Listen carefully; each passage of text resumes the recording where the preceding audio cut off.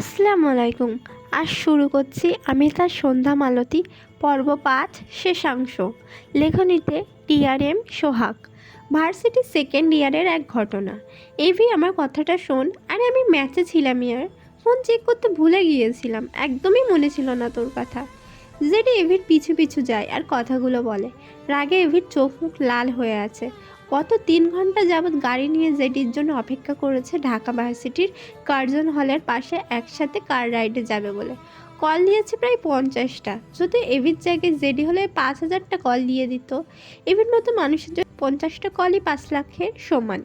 কিন্তু বেচারা জেডি বুঝতে পারেনি, একদম মাথা থেকে বেরিয়ে গিয়েছিল। এভি কোনো কথাই শুনল না। জেডিকে ধাক্কা মেরে সরিয়ে দিয়ে তার গাড়িতে উঠে জায়গাটি প্রস্থান করে। জেডি অসহায় চোখে চেয়ে রইল। এখন কি করবে? নিজের উপর চরম বিরক্ত হয়। কোন দুঃখে ফুটবল খেলতে গিয়েছিল কে জানে। ডান পায়ে একটি শট দেওয়ার মতো করে বিড়বিড় করে। চ্যাটের খেলা।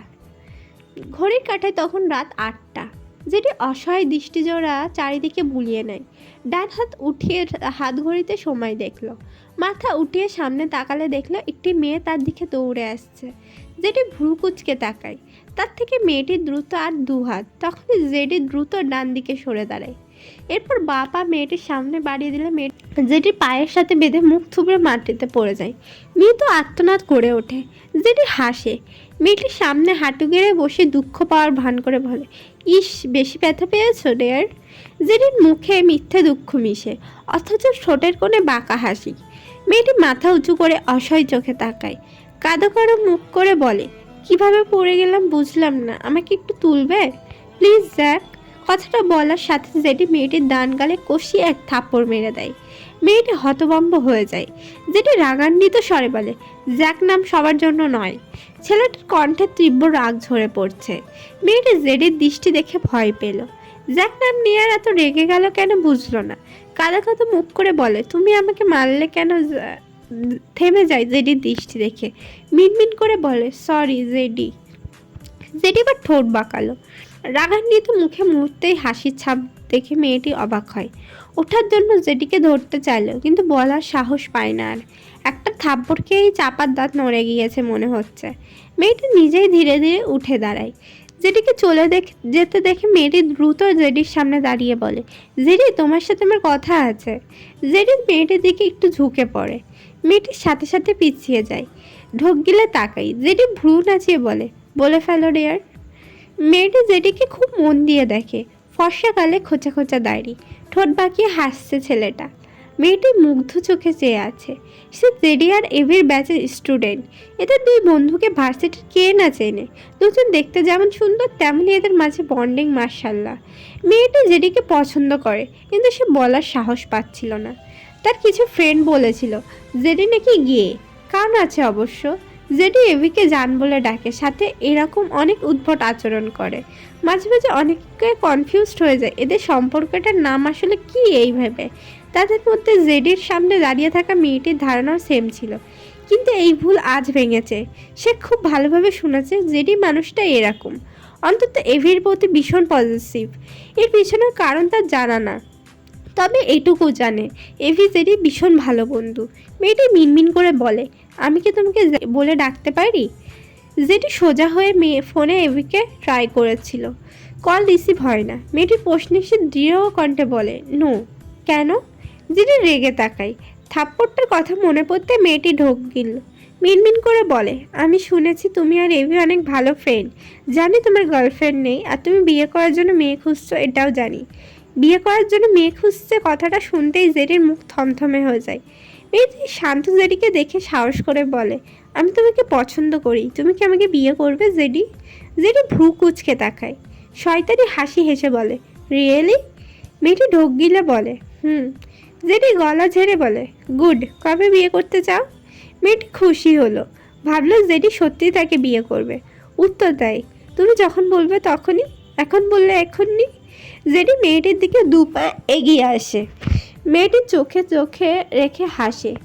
এত কাছ থেকে জেডির স্নিগ্ধ হাসি দেখে মুগ্ধ হয়ে দেখে মেয়েটি। জেডি আরেকটু ঝুঁকলো। মেয়েটি চোখ বুজে নেয়। জেডির হাসি দীর্ঘ হয়। পিছনে ডান হাত নিয়ে মেয়েটির বাঁ হাত মুচড়ে ধরে। চেঁচিয়ে উঠে মেয়েটি চোখ মেলে তাকায়। মুখারবে তীব্র ব্যথার ছাপ। মনে হচ্ছে হাত ভেঙে গেল। কান্না মাখা গলায় বলে, জেডি আমার হাত ছাড়ো প্লিজ। জেডি বাঁকা হেসে বলে, নো ওয়ে ডেয়ার, যেহেতু তুমি আমাকে এক্ষুনি বিয়ে করতে চাও, সো তোমার হাত এক্ষুনি ভাঙতে হবে। ব্যথায় মেয়েটি চোখ মুখ কুঁচকে নিয়েছে। জেডি মেয়েটির চোখে দৃষ্টি রেখে এক চোখ টিপ দেয়। বাঁকা হেসে বলে, আমার প্রাইমারি ডোজ কেমন লাগছে ডেয়ার? ইতিমধ্যে মেয়েটির চোখ বেয়ে অশ্রু গড়িয়েছে। কান্না মাখা গলায় বলে, আমার হাত ভেঙে যাচ্ছে জেডি, প্লিজ ছাড়ো। জেডি আফসোসে সুরে বলে, হাত ভেঙে ফেলার মোট সেট আপ হয়ে গিয়েছে, কিচ্ছু করার নেই। কথাটা বলে জেডি ভীষণ আফসোস ভঙ্গি করে। সামনে নিয়াজকে রাস্তায় দেখে জেডি কিছু ভাবলো। মেয়েটির হাত ছেড়ে পকেট থেকে রুমাল বের করে ডান হাত মুছলো। তার হাতে নোংরা লেগেছে। মেয়েটি ফুপাচ্ছে। মুছে রাখা হাতটি বুলায়। হাত লাল হয়ে গিয়েছে। সে বিয়ে করার কথা বলায় জেডি যে এরকম রিয়াকশন সে একটু বুঝতে পারেনি। এর মধ্যে জেডিকে রুমাল দিয়ে হাত মুছতে দেখে অবাক হয়। মেয়েটি বোধহয় বুঝলো তার হাত ধরার কারণে জেডি এরকম রিয়াকশন। বিস্মিত কণ্ঠে বলে, জেডি তুমি আমার হাত ধরেছ বলে নিজের হাত এভাবে রুমাল দিয়ে? জেডি সামনের দিকে যেতে যেতে হেসে বলে, ইউ আর কারেক্ট দেয়ার। মেয়েটি ভীষণ অবাক হয়ে চেয়ে রইল। সামান্য হাত ধরাই এরকম রিয়াকশন? এবং এরকম করলেও মানা যেত, কিন্তু জেডিকে দেখে মোটেও এরকম ছেলে মনে হয়নি। জেডি পিছন থেকে নিয়াজকে টেনে এনে তার গাড়িতে বসিয়ে দেয়। নিয়াজ বিয়েছেটা বুঝতেই পারেনি। অবাক হয়ে বলে, আরে আরে কি হচ্ছ? আমাকে মেডিকেল যেতে হবে। জেডি গাড়ি স্টার্ট দিয়ে বলে, তোমাকে মেডিকেল নিয়ে যাচ্ছি। তুমি হাঁটছিলে বলে আমার ভীষণ কষ্ট হচ্ছিল মাই ডিয়ার নিয়াজ। নিয়াজ কি বলবে বুঝলো না। জেডি যে মজা করলো তা বুঝেছে সে। চুপ থাকলো। এমনিতেও তার ক্লাসের সময় হয়ে গিয়েছে। হসপিটাল এসে জেডি একটি কেবিনে বসে আছে। ডান পায়ের প্যান্ট হাঁটু পর্যন্ত গুটিয়ে পা উঁচু করে রেখেছে। একজন ডক্টর জেডির পা ব্যান্ডেজ করছে। জেডির পাশে নিয়াজ দাঁড়ানো। সে অদ্ভুত চোখে চেয়ে আছে জেডির দিকে। জেডির কাণ্ড কারখানা বোঝার চেষ্টা করছে। এ যে কি হয়েছে? একদম সুস্থ সবল পাটাকে ব্যান্ডেজে মুড়িয়ে কি করবে কে জানে। ব্যান্ডেজ শেষে জেডি নিয়াজের উদ্দেশ্যে বলে, নিয়াজ এবিকে একটা কল করো। নিয়াজ ভুরু কুচকে বলে, কেন? জেডি বিরক্ত চোখে তাকায়। নিয়াজও বিরক্ত হয়ে আছে। বেশি দিন হয়নি তার প্রফ এক্সাম হয়েছে। সেকেন্ড ইয়ারে উঠে মাত্র কয়েকদিন ক্লাস করেছে। ইম্পর্টেন্ট ক্লাস আছে, অথচ জেডি তাকে যেতে দিচ্ছে না। আবার উদ্ভট সব কাজকর্ম করছে। নিয়াজকে স্ট্যাচু দেখে জেডিকে বিরক্তি মাখা কণ্ঠে বলে, এভিকে কল দিয়ে বলো আমি অ্যাক্সিডেন্ট করেছি। নিয়াজ অবাক হয়ে বলে, তুমি তো একদম সুস্থ, আমি মিথ্যা বলবো কেন? আমি এসব পারবো না। জেডি রেগে বলে, নিজের ভালো চাইলে চুপচাপ তাই করো যা আমি বলেছি। নিয়াজ থমথমে মুখে তাকায়। তার ক্লাসের টাইম চলে যাচ্ছে। কিছু না বলে কেবিন থেকে বেরিয়ে যাওয়ার জন্য পা বাড়ায়। যেটি পকেট থেকে ফোন বের করে কাউকে কল করে বলে, নিয়াজের টুনিবাবু ছোট, এই খবর নিয়াজের মেডিকেলের মাঝে ছড়িয়ে দে। সাথে সাথে নিয়াজের পা থেমে যায়। দ্রুত জেডির দিকে চেয়ে বলে, কি বলছো তুমি এসব? জেডি হেসে বলে, কমন পড়েছে ডেয়ার। নিয়াজ ভীষণ বিব্রত বোধ করলো। জেডি বাঁকা হেসে বলে, যা বললাম তা কর, তাহলে এই সত্য আর ছড়াবে না। নিয়াজ কটমট করে বলে, আমার কিছু ছোট নয়। জেডি ডানে বামে মাথা নেড়ে হাসতে হাসতে বলে, ও আচ্ছা আচ্ছা, এরপরে তোমার টুনিবাবু বড়। ওয়াও। নিয়াজের কান বন্ধ হয়ে আসে। ইচ্ছে করছে এই জেডিকে জাস্ট খুন করতে। কি পরিমাণ জঘন্য কথা বলে, কিন্তু কিছু বলল না। এমনিতেও জেডিকে তার সুবিধার মানুষ লাগে না। কথা না শুনলে তার মান সম্মান নিয়ে টানাটানি করবে এই ছেলে। হতাশ কণ্ঠে বলে, আকাশকে কল করছি। জেডি ছোট করে বলে, গুড। প্রায় 15 মিনিটের মাথায় আকাশ হতদন্ত হয়ে হসপিটালে আসে। নিয়াজের থেকে শুনেছে জেডি অ্যাক্সিডেন্ট করেছে। দিক বেদিক হারিয়ে হাঁটতে গিয়ে নিয়াজের সাথে ধাক্কা খায়। নিজেকে সামলে হাঁপানো কণ্ঠে জিজ্ঞেস করে, জ্যাক কোথায় নিয়াজ? নিয়াজ তাকায়। আকাশের চিন্তিত মুখ দেখে তার খারাপ লাগলো। আকাশ কত চিন্তা করছে, আর এই জেডি আকাশের সাথে ফাজলামো করছে। নিয়াজকে চুপ দেখে আকাশ রেগে বলে, কি প্রবলেম, কথা বলছো না কেন? জ্যাকের কিছু হলে তোমাকে ছাড়বো না আমি। নিয়াজ অসহায় চোখে তাকায়। এরা দুই বন্ধু দুই দিক থেকে তাকে চাপা দেয়। কি আজব। অতপর আকাশকে জেডির কেবিন দেখিয়ে দিলে আকাশ দ্রুত সেদিকে যায়। জেডি কেবিনে শুয়ে ব্যান্ডেজ করা পা নাড়ায় আর গুনগুন করে গান গায়। অপেক্ষা করছে এভির জন্য। হঠাৎই এভির কণ্ঠ ভেসে আসে, জ্যাক। সাথে সাথে জেডির পা থেমে যায়। গুনগুনানোর ইতি টানে। বাঁ দিকে ঘাড় ফিরিয়ে এভির দিকে তাকায়। বেচারা ভীত হয়ে ঢোক গিলল। এভি তার পা নাড়ানো দেখে নিল কি না এই ভেবে এভি দ্রুত এগিয়ে এসে জেডির সামনে দাঁড়িয়ে বন্ধুর ব্যান্ডেজ করা পায়ের দিকে তাকিয়ে চিন্তিত কণ্ঠে বলে, এটা কিভাবে হলো জ্যাক? কথাটা বলতে বলতে একটু ঝুঁকে জেডির পা ধরলে জেডি চেঁচিয়ে ওঠে, মারাত্মক ব্যথা এভিজান, মনে হয় আমার এই পা কেটে ফেলতে হবে। তুই কেন রাগ করলি বলতো? আমার সব শেষ। ইস, এখন সবাই বলবে জেডি এভিজানের পা কাটা ফ্রেন্ড। এসব তুই কিভাবে সইবি বল? ভেবেই তো আমারই কষ্টে বুকটা ফাটতে ফাটতে ফেটেই গেল মনে হয়। তুই এবার শক্ত দৃষ্টি দেখে জেডি মুখে লাগাম টানলো, মলিন গলায় বলে, না মানে ওই আর কি একটু কষ্ট হচ্ছে সেটাই প্রকাশ করছিলাম। এবার দাঁতে দাঁত চেপে বলে, কিছুই হবে না তোর। জেডি অসহায় কণ্ঠে বলে, না তুই বুঝতে পারছিস না এভিজান, আমি মনে হয় আর বাঁচবো না। পায়ের ব্যথা বুকে আসলো বলে এভি জেডির কলার ধরে রেগে বলে, আর একটা বাজে কথা বললে তোর আরেক পা সহ বাকি দুটো হাত কেটে মরার স্বাদ মেটাবো বেয়াদব। নিয়াজ বিরক্ত চোখে চেয়ে আছে। কি পরিমাণ অ্যাক্টিং করে এই জেডি ভাবা যায়। এদিকে জেডি মনে মনে হাসে। এবিকে বলে তাকে বাসায় নিয়ে যেতে, তার এখানে ভালো লাগছে না। এবি রাজি হয়। হসপিটাল তাদের দুই বন্ধুর সবচেয়ে বিরক্তির জায়গা, তাই এখানে আর থাকলো না। এবি জেডিকে ধরে ধরে দাঁড় করালো। জেডি এভির কাঁধের ওপর ভর দিয়ে ডান পা উঁচু করে রেখে একটু একটু করে এগোয়। কিছু দূরে এগিয়ে জেডি নিয়াজের দিকে তাকিয়ে এক চোখ টিপ দেয়, ছোটের কোণে সূক্ষ্ম হাসি। নিয়াজ চোখ ছোট ছোট করে তাকায়, ডেকে ওঠে, আকাশ। আকাশের পা থেমে যায়, তাকায় নিয়াজের দিকে। জেডি ভস্ম করা দৃষ্টি দেয় নিয়াজের পানে। আজ যদি এভি কিছু জানে তবে তো সব যাবে, এর মান ভাঙে না। শালার গার্লফ্রেন্ডের পিছু কখনো যায়নি 2 মিনিট টাইম নষ্ট করতে, আর সেখানে এভির মান ভাঙাতে হালুয়া টাইট হয়। এবার কত কষ্ট করে একটা বুদ্ধি বের করেছে, এটা ভেস্তে গেলে এই নিয়াজকে সে কুটি কুটি করে কাটবে। ভাবনা অনুযায়ী বলে, আমি সুস্থ হয়ে গেলে একজনকে খুব সুন্দর করে খুন করবো এভি, এখন বেড রেস্ট নিব আর প্ল্যান করব। এভি বিরক্ত হলো, কিছু বলল না। নিয়াজকে চুপ দেখে সে জেডিকে ধরে আবারও এগিয়ে গেল। এদিকে জেডির কথা শুনে নিয়াজ ঢোক গিলল। জেডি ভয় পাওয়ার মতোই মানুষ, এই ছেলে হাসতে হাসতে মানুষকে মেরে ফেলার কোনো ওয়ে বাদ রাখে না। মাস্তানও ভালো আছে এর থেকে। পুরনো কিছু স্মৃতিচারণ করে জেডি হাসলো। স্কুল ভার্সিটি লাইফে এবির সাথে এরকম হাজারো দৃশ্য স্মৃতির পাতায় জমা হয়ে আছে। নিয়াজ ভুরু কুচকে বলে, কিছু বলছো না কেন? আকাশের ব্যাপারটি ক্লিয়ার করো। জেডি হেসে বলে, তোমার টুনিবাবু যে বড়, এটা মেডিকেলের সময়ের ক্লাসমেটকে জানাতে পারিনি বলে ভীষণ আপসেট আমি। নিয়াজ থতমত খেয়ে তাকায়, তার নিজেরও বোধ হয় কিছু মনে বলতো। ওর চোখ ছোট ছোট করে বলে, টুনিবাবু কি? নিয়াজ কটমট দৃষ্টিতে জেডির দিকে তাকায়। জেডি হাসে, অরুণের দিকে ঝুঁকে বলে, এটা সব ছেলেদের থাকে ডেয়ার, তোরও আছে, আয় দেখাচ্ছি, সাথে মাপটাও বলছি। কথাটা বলে জেডি বা হাত অরুণের দিকে এগিয়ে নিলে অরুণ চেঁচিয়ে ওঠে, দ্রুত দাঁড়িয়ে যায়, রেগে বলে, জেডির বাচ্চা, তোকে ছাড়বো না আমি। জেডি চেয়ারে হেলান দিয়ে পিছন দিকে ঠেকিয়ে রেখে হাসছে। নিয়াজ হতাশ চোখে চেয়ে এসব রেখে এসে বলে, জেডি, আকাশ অ্যাক্সিডেন্ট করেছিল, তুমি ওকে কোথায় পেলে? আর ও এতদিন কোথায় ছিল? কেন আসেনি এখানে? রিকোয়েস্ট করছি, ক্লিয়ার করো। জেডি দীর্ঘশ্বাস ফেলে বলে, এভি আমার কাছে কেন থাকবে? এভি নিজের মতো ছিল, ও লাইফ নিয়ে বিজি ছিল। এটুকু বলে থামে। অরুণ রেগে বলে, ফাজলামো করছিস? আকাশ অন্যকে চিনতে পারছে না কেন? আর জেডি রেগে বলে, চুপ থাক, নয়তো গুলি সোজা তোর মাথায় ঢুকবে। নিয়াজ অরুণকে শান্ত করলো। জেডিকে বলতে বলে। জেডি সময় নেয়, কিছু ভাবছে হয়তো। এরপর বলে, অ্যাক্সিডেন্টের ব্যাপারে আমি জানি না, তবে ওকে আমি আধমরা অবস্থায় পেয়েছি, ডিটেলস বলার মুড নেই। অরুণ রেগে বলে, তুই আকাশকে জীবিত পেয়ে আমাদের একটা খবর দিলি না কেন?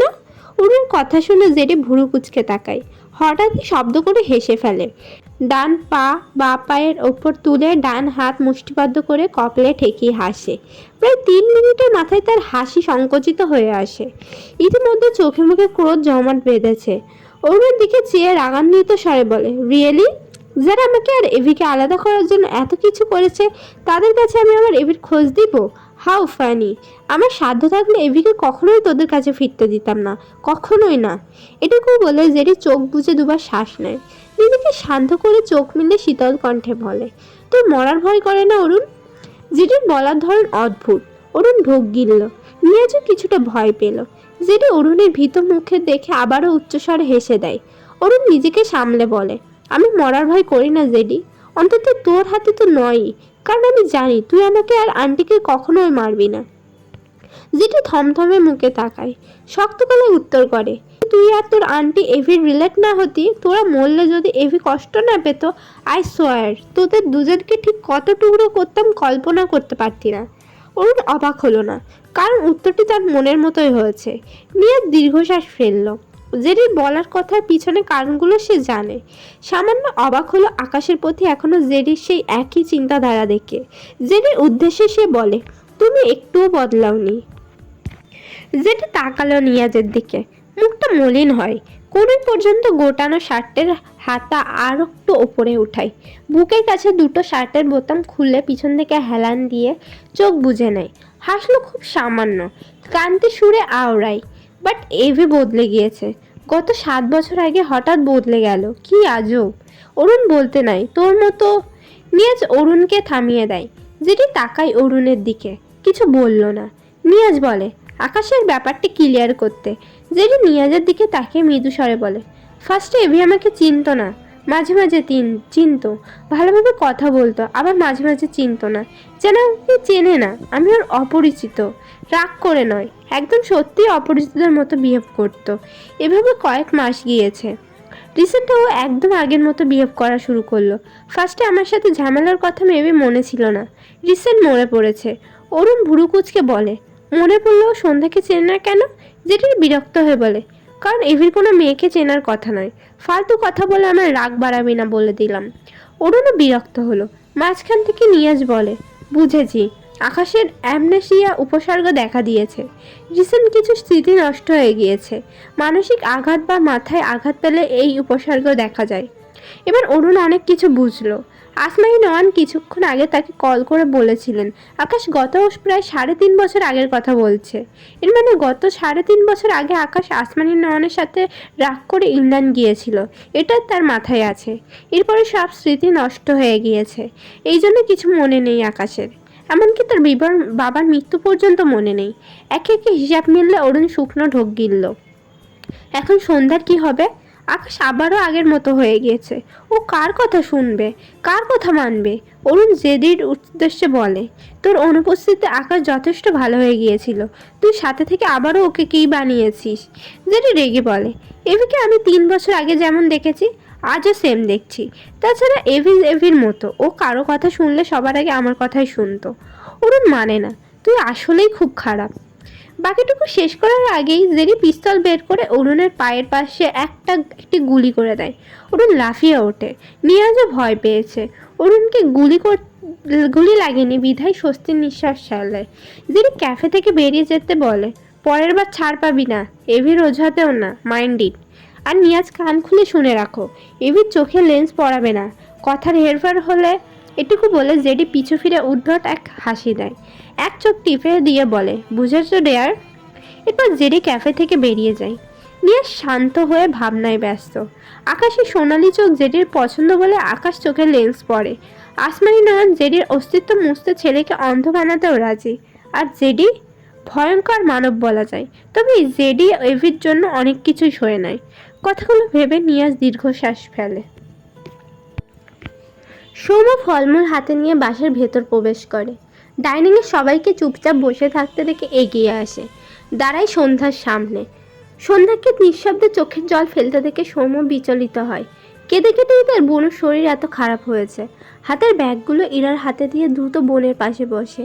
সন্ধ্যার গালে হাত রেখে সন্ধ্যাকে তার দিকে ফিরিয়ে বলে, আবার কাঁদছিস কেন বনু? অসুস্থ হয়ে যাবি তো। সন্ধ্যা বিড়বিড় করে, আকাশ আবার চলে গিয়েছে ভাইয়া। আকাশ। সৌম্য তার বনুর মাথায় হাত বুলিয়ে বলে, এসব আর এমন ভাবিস না বনু, আকাশ ভাইয়া তো নেই, কেন এমন করছিস? সৌম্যর কথায় আসমানি নয়ন সহ ইরা লামিয়া তাকায়। তিনজনের দৃষ্টিতে অসহায়ত্ব। আকাশ ফেরায় তারা যতটা খুশি হয়েছিল তার চেয়ে বহুগুণ কষ্ট পাচ্ছে আকাশের অদ্ভুত আচরণে। তারা সৌম্যকে কিভাবে বলবে? আকাশ তার বনুকে দেখলে শুধু দূর দূর করে। বোনকে কত শত কথা বলে সান্ত্বনা দিত। সে যখন দেখবে তার বোন তার যার জন্য এত পাগলামি করে সেই মানুষটাই সন্ধ্যার থেকে মুখ ফিরিয়ে নেয়, তখন সৌম্যর রিয়াকশন কেমন হবে? সৌম্য এত থমথমে পরিবেশ আঁচ করতে পেরে চারপাশে তাকালে দেখলো আসমানি নয়ন একটি চেয়ারে ভীষণ চিন্তিত মুখে বসে আছে। এর দিকে তাকিয়ে কিছু বলতে চাই, তখনই দোতলা থেকে পরিচিত কণ্ঠে সৌম্য ডাক ভেসে আসে। সৌম্য থমকায়, দৃষ্টি ইরার পানে এখনো। সে কি ভুল শুনল? ইরা চোখ থেকে দৃষ্টি সরিয়ে ফেলতে ভয় করছে। তার বোনের মতো কি তারও ভ্রম হচ্ছে? সে কেন আকাশ ভাইয়ের কণ্ঠ শুনতে পাচ্ছে? সৌম্য ঢোক গিলে দৃষ্টি ঘোরালে দেখলো আকাশ সিঁড়ি বেয়ে নিচে নামছে। সৌম্য বিস্ময় দৃষ্টিতে তাকায়, আওড়ায়, আকাশ ভাইয়া। আকাশ ধীরে ধীরে নামতে থাকে, দৃষ্টি সৌম্যর পানে। আসমানি নয়ন, সন্ধ্যা, ইরা, লামিয়া ভীষণ অবাক হয়। আকাশ সন্ধ্যাকে চিনল না, অথচ সৌম্যকে এক দেখায় চিনে ফেললো। সৌম্য আকাশকে দেখে সোফা থেকে উঠে দাঁড়ায়। এর মানে বনু সত্যি বলছিল, আকাশ ভাইয়া সত্যিই এসেছে। এই তো এসেছে, তার সামনে দাঁড়িয়ে আছে। সৌম্যর হাত পা কাঁপছে মনে হলো। কিভাবে সম্ভব এটা? কাপা হাতে দু চোখ ডোলে ছেলেটা। এরপর আবারও তাকালে অবিকল আকাশকে দেখে সৌম্য রিয়াকশন দিতে ভুলে যায়। হাজারটা প্রশ্ন মাথায় ঘুরপাক খাচ্ছে। আকাশ কিভাবে বেঁচে গেল? এতদিন কোথায় ছিল? আজ হঠাৎ কোথা থেকে এলো? আকাশের পরনে সাদা রঙের গ্যাবার্ডিন প্যান্ট, সাদা শার্ট। শার্টের হাতা কুনুই পর্যন্ত গোটানো। শার্টের বোতাম প্রায় অর্ধেক খোলা। খোলা শার্টের ফাঁক দিয়ে উকি দিচ্ছে সিলভার কালারের একটি চেন। ডান হাতে সেম ডিজাইনের একটি চেন। সৌম্য আকাশের বেশভূষায় যেমন অবাক হলো, তেমনি বিরক্ত হলো। আকাশ যখন ভার্সিটি ছিল তখন এই চেনগুলো গলায় আর হাতে পড়তে দেখেছিল আকাশকে। এসব জড়ালে একদম বখাটে বখাটে লাগে সৌম্যর দৃষ্টিতে। কিন্তু তার বোনের সাথে বিয়ের পর সে অন্য এক আকাশকে দেখেছিল। সেই আকাশের সাথে এই আকাশকে মেলাতে পারলো না, শুধু চেহারা ছাড়া। আকাশ তার সম্মুখ বরাবর এসে দাঁড়ালে সৌম্য এবার সবচেয়ে বেশি অবাক হয় আকাশের চোখে চোখ রাখলে। আকাশের সোনালি চোখ সে এর আগে দেখেনি, আজকেই প্রথম দেখছে। আকাশ তীক্ষ্ণ চোখে চেয়ে গম্ভীর গলায় বলে, তুই সৌম্য, রাইট? আকাশের কথায় সৌম্য আসমান থেকে পড়ার মতো অবাক হয়। আকাশ এটা কিভাবে কথা বলছে তার সাথে? তার মাথায় তো কিছুই ঢুকছে না। সন্ধ্যা ধীরে ধীরে উঠে দাঁড়ায় ভাইয়ের পাশে। কান্না ভেজে মলিন মুখে আকাশের দিকে তাকিয়ে থাকে। তখনকার বলা আকাশের কথাগুলো মনে পড়ল। আকাশের বলা পাগল শব্দটি তার কানে এখনো প্রতিধ্বনিত হচ্ছে। তাকে দূরে ঠেলে দেওয়ার দৃশ্য চোখের সামনে ভাসছে।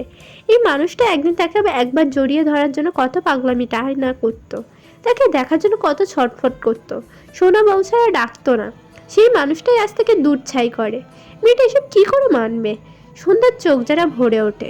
আকাশ একবার সন্ধ্যার দিকে তাকায়, এরপর দৃষ্টি ঘুরিয়ে সৌম্যর উদ্দেশ্যে বলে, বোনকে ভালোবেসে বনু ডাকিস। গুড। ওকে ইমার্জেন্সি পাগলের ডক্টর দেখিয়ে নে, হাতে বেশি সময় পাবি না। সকলে বিস্মিত হয়। না তো আকাশের কথার আগামাতা বুঝলো, আর না আকাশের এরকম ব্যবহারের কথা বুঝলো। সন্ধ্যা মাথা নিচু করে নিল, চিনচিন ব্যথা করে ওঠে বুকটায়। আকাশ আবারও তাকে পাগল বলছে। আকাশ কি একটুও বুঝতে পারছে না? আকাশ এভাবে বললে তার সন্ধ্যামালতি কষ্ট পায়, একটুখানিও আজ করতে পারছে না, তাই না? এজন্য বোধহয় নির্দ্বিধায় বলে দিচ্ছে এক একটি ভারী কথা, যার ভার সন্ধ্যা আর বইতে পারছে না। সৌম্য বিস্মিত কণ্ঠে বলে, আকাশ। রাগে আকাশ সৌম্যর নাক বরাবর শক্ত পাঞ্চ মারে। সৌম্য এক পা পোছায়, ছদভম্ব হয়ে যায় সকলে। আসমানি নয়ন এগিয়ে আস্তে আস্তে বলেন, আকাশ কি করছো? আকাশ গ্রাহ্য করলো না। সৌম্য শার্টের কলার ধরে টেনে বাদিকে আনে, সমানে মারতে থাকে। নিঃশ্বাস নিচ্ছে না যেন। বেচারা সৌম্য জানেও না সে কেন মার খাচ্ছে, তাও আবার আকাশের হাতে, যার জন্য এই কয়টা মাস হাসতে ভুলে গিয়েছিল। তাকে দেখে আজ আনন্দ করার কথা, অথচ সেই বড় ভাইয়ের হাতেই চোরের মতো মার খেতে হচ্ছে। ছেলেটা ব্যথা পেয়েও টু শব্দটিও করে না, কেবল অবাক চোখে আকাশকে দেখে। এটা আকাশ, তার বড় ভাই আকাশ। সন্ধ্যা দ্রুত পায়ে এগিয়ে এসে বলে, আমার ভাইয়াকে মারছেন কেন? ওনাকে ছাড়ুন বলছি। আসমাই নয়ন আকাশকে টেনে সরাতে চাই আর বলে, আকাশ ওকে ছাড়ো। আকাশ আকাশকে চুল পরিমাণ নাড়াতে পারে না। আকাশ ভস্ম করার দৃষ্টিতে চেয়ে সমানো মেরেই যাচ্ছে সৌম্যকে। ইরা সৌম্যকে টেনে সরাতে চায়, অপর পাশে সন্ধ্যাও ধরেছে, কিন্তু তারা ব্যর্থ। লামিয়া ভিড় চোখে চেয়ে আছে, এখানে এসব কি হচ্ছে? একসময় আকাশ নিজেই সৌম্যকে ধাক্কা মেরে চিৎকার করে বলে, তোর সাহস কি করে হয় আমার বাড়ি পা রাখার, আমাদের দিকে নজর দেয়ার? এখানে বসে বসে খাওয়ার পারমিশন কে দিয়েছে তোকে? এক্ষুনি বেরোবি, নয়তো তোর লাশের অস্তিত্বটুকু ও মুছে ফেলবো এই দুনিয়ার বুক থেকে। সকালে বাখারা চোখে তাকায়। সৌম্যর নাক মুখ দিয়ে রক্ত বেরিয়ে এসেছে। ছেলেটা নিভু নিভু চোখে আকাশকে দেখে। শরীর চেয়ে মনটাই বেশি দুর্বল লাগছে। শরীরের ভার ছেড়ে মেঝেতে বসে পড়ে। আকাশ আবারও তেড়ে আসতে নিলে আসমানি নয়ন আকাশের সামনে এসে দাঁড়ায়। আকাশকে থাপ্পড় মারার জন্য হাত উঠালে আকাশ তার মায়ের হাত আটকে রাগান্বিত স্বরে বলে, এসব আমি পছন্দ করি না মা, তোমার সাথে অভদ্রতা করতে আমাকে বাধ্য করো না। আসমানি নোমান ভীষণ অবাক হয়। এই আকাশকে সে মানতেই পারে না বলে কত কিছু করেছিল, অথচ আজ আবারও সেই আকাশ তার সামনে, যাকে সে এক সেকেন্ডের জন্য সহ্য করতে পারে না। ভদ্রমহিলার কাঁদতে ইচ্ছা করছে। এসব কি? আকাশ মায়ের হাত ছেড়ে আবারও সৌম্যর দিকে এগোলে ইরা সৌম্যর সামনে দাঁড়িয়ে যায়। মাথা নিচু করে দুহাত জমা করে কান্নামাখা গলায় বলে, আমার স্বামীকে আর মারবেন না ভাইয়া, আমরা এক্ষুনি চলে যাব এখান থেকে। আকাশের দৃষ্টি সৌম্যর দিকে। সৌম্য ক্রোধান্বিত আকাশের দিকে চেয়ে। ছেলেটার চোখের কোণ ভিজে উঠেছে। সে এই বাড়ি তার বোনের জন্য থাকতো, নয়তো সে অন্যের বাড়ি বসে বসে খাওয়ার মানুষ নয়। কিন্তু আকাশের বলার ধরনটা একদম বুকে এসে লেগেছে।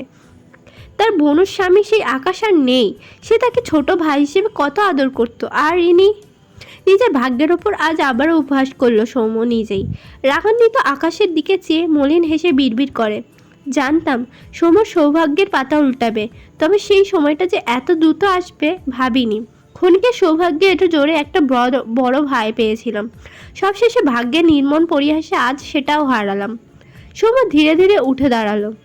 আসমানি নোমান দ্রুত সৌম্যর কাছে এসে বলে, সৌম্য আব্বা তুমি থাকো এখানে, আমাদের আকাশের কথা ধরো না, ওর কি যেন হয়েছে। সৌম্য ডান হাতে শার্ট দ্বারা নাকে মুখে লেপটানো রক্তকণা মুছে নেয়। আসমানি নোমানের উদ্দেশ্যে ছোট করে বলে, প্রবলেম নেই। এরপর দুপা এগিয়ে এসে ইরার হাত ধরে, তাকায় আকাশের দিকে। আকাশের বিতৃষ্ণা ভরা দৃষ্টি দেখে সৌম্য ঢোক গিলল। বুকে পাথর চেপে বহু কষ্ট নিয়ে দুটো দৃঢ় বাক্য বড় ভাইয়ের দিকে ছুড়ে দেয়। আজ আমার আল্লাহকে সাক্ষী রেখে প্রতিজ্ঞা করে গেলাম, আমি সৌম্য দেহে প্রাণ থাকতে আমি আমার স্ত্রী এই বাড়ির চৌকাট কখনো বেরোবো না, ইনশাআল্লাহ। কথাটা বলে সৌম্য শ্বাস নেয়। আকাশের মাঝে বিশেষ কোনো ভাবান্তর নেই। গম্ভীর গলায় বলে, বোনকে সাথে নিয়ে যা, ও জায়গায় এই বাড়ি হবে না, নেভার। বোনের দায়িত্ব নিতে পারবি না বলে আরেকজনের বাড়ি রেখে যাওয়ার নীতি কোথায় পেয়েছিস? আকাশের কথায় সৌম্যর পা থেমে যায়। ভীষণ অবাক চোখে তাকায় আকাশের দিকে। বনুকে নিয়ে আকাশ ভাইয়া এমন কথা কেন বলছে? সৌম্য উত্তর করে, বনু আপনার বউ, আমি আপনার ওপর আমার বনুকে গছাইনি, বরং আপনি আমার কাছে এসেছিলেন আমার বনুকে চাইতে। কথাটা শুনে আকাশ শব্দ করে হেসে ফেলল। একটু পর থেমে রাগান্বিত স্বরে বলে, তোর বোন আমার বউ? আমি তোর বোনের জন্য পাগল? মানে আমি তোর বোনের জন্য চিৎকার করে কেঁদেছি? সন্ধ্যামালতী নামে জঘন্য ফুলের প্রশংসা করেছি তোর বোনের জন্য? ও হ্যাঁ, তোর বোনের পেটে আবার আমার বাচ্চাও আছে। এরপর আবার তুই আর তোর বোন আমার খালাতো বোন। এটুকু এক নিঃশ্বাসে বলে আকাশ থেমে যায়। সকলে বাকরুদ্ধ। আকাশ তো সবই জানে, তবে এরকম আচরণ কেন করছে কারো মাথা কাজ করছে না। এদিকে সন্ধ্যার এক মুহূর্তের জন্য মনে হলো সে তার আকাশকে ফিরে পেয়েছে। এই তো আকাশ সব মনে রেখেছে। মেয়েটির কী যে খুশি লাগলো। তার মনে হলো আকাশ এক্ষুনি তাকে জড়িয়ে ধরতে আসবে, সোনা বউ বলে ডাকবে, খুব ভালোবাসবে। এসব ভেবে সন্ধ্যার কান্নামাখা মুখে একটুখানি হাসি ফুটল। আকাশের দিকে এগোনোর জন্য এক পা বাড়ায়, তখনই একটি তিক্ত করাবাক্য তার পা থামিয়ে দেয়। মুখের হাসি মিলিয়ে যায়, খুশিগুলো হাওয়ায় ভেসে যায়। মুখের হাসি মিলিয়ে যায়, খুশিগুলো হাওয়ায় ভেসে যায়। অথচ এগুলোর কোনো প্রুফ নেই, এটা জাস্ট একটা মিথ্যা গল্প মাত্র। বিনা মেঘে বজ্রপাত হলে যেমন হয়, সকলের রিয়াকশন এখন তেমনই মনে হচ্ছে। সন্ধ্যা চোখ বেয়ে অশ্রু গড়ালো। আকাশ এসব কী বলছে, কেন বলছে? আসমানি নোমান বিস্ময় কণ্ঠে বলে, তুমি এসব কী বলছো আকাশ? যা বললে সব সত্যি, কিন্তু শেষে এটা অস্বীকার কেন করছো? আকাশ ঘাড় বাঁকিয়ে মায়ের দিকে তাকায়, গম্ভীর গলায় বলে, এর মধ্যে একটা কথায় প্রুফ দেখাতে পারবে? Only one proof? আসমানি নোয়ানের সব কিছু এলোমেলো লাগে। এসবের প্রুফ দিবে কীভাবে? আকাশের সন্ধ্যার রেজিস্ট্রি পেপার তার কাছে ছিল। আসমানি নোয়ান ভাবলেন সেটাই আকাশকে দেখাবে। কিন্তু মুহূর্তে তার মুখ মলিন হয়ে যায়। কাগজটি কদিন আগে কাগজের মেয়ে ছোট বাচ্চা কুচি কুচি করে কেটেছে। সন্ধ্যার এসবে খেয়াল ছিল না। সে ভীষণ আফসোস করছিল। কিন্তু আজ ভদ্রমহিলা হতাশ কণ্ঠে বলে, আমরা কেউ মিথ্যা শেষ করতে দেয় না। আকাশ রেগে বলে, আমি খারাপ হতে পারি, বাট লয়ার নয়। আর তুমি নিজের সম্মান নিজে রাখো মা, আমি কিন্তু বারবার মনে করাবো না। এরপর সৌম্যর উদ্দেশ্যে বলে, তুই কি যাবি নাকি দারোয়ানকে ডাকবো? তীব্র অপমানে সৌম্যর মুখ নীলবর্ণের ন্যায় হয়ে যায়। অবাক আর হয় না, আর কত অবাক হওয়া যায়। আকাশের ব্যবহারের কারণ সে না বুঝলেও এটুকু বুঝেছে, এই আকাশ অন্তত মানুষ নয়। আর একটু শক্ত করে ধরে ইরার হাত এগিয়ে এসে সন্ধ্যার সামনে দাঁড়িয়ে বলে, বনু আয়। সন্ধ্যা মাথা নিচু করে নিঃশব্দে চোখের পানি ফেলছে। আকাশ নিজ মুখে বলছে তার জায়গা নাকি এইবারই হবে না। তার কান কি নষ্ট হয়ে গেল? সে কেন তার আকাশের মুখ থেকে এসব ভুলভাল শুনছে? একটার পর একটা কষ্টে ভরা কথা শুনতে হচ্ছে তাকে। সন্ধ্যাকে চুপ দেখে সৌম্য চেঁচিয়ে ওঠে, কী প্রবলেম তোর? আসছিস না কেন? দেখছিস না তোকে কিভাবে বের করে দিচ্ছে? তবুও এই বাড়ি পড়ে থাকবি? তোর কি নিজের আত্মসম্মান বলতে কিচ্ছু নেই বনু? পাগল হয়ে গেছিস তুই? ভাইয়ের কথায় সন্ধ্যার বুকটা আরও ভার হয়, দম আটকে আসে। তার কষ্ট সে কাকে বোঝাবে? এতদিন পর আকাশকে পেয়ে আকাশের থেকে দূরে কি করে যাবে সে? আবার এরকম আকাশের কাছেই বা থাকবে কি করে? সন্ধ্যা ভাইয়ের দিকে তাকায়, চোখ দুটো ভীষণ লাল। মেয়েটা ভাঙা স্বরে আওলায়, পাগলদের তো মান থাকে না জানো না ভাইয়া, তুমি যাও। এটুকু বলতে গিয়ে সন্ধ্যার চোখ থেকে আরও কফাটা নোনা জল গড়িয়ে পড়ে। সৌম্য ঢোক গিলল। আজ পর্যন্ত যেই চাওয়া তার বনুর জন্য চায়নি, আর সেটাই হলো। খুব করে চাইলো তার বনুর কপালে সুখ না থাকলে তার বনু মরে যাক। এই স্বার্থপর দুনিয়ার বুক থেকে বিদায় নিয়ে মায়ের কাছে গিয়ে তার বোন একটু শান্তিতে থাকুক। সে ভাই হিসেবে ব্যর্থ, পারল না বনুর জীবনে এক ঝাপটা সুখ এনে দিতে।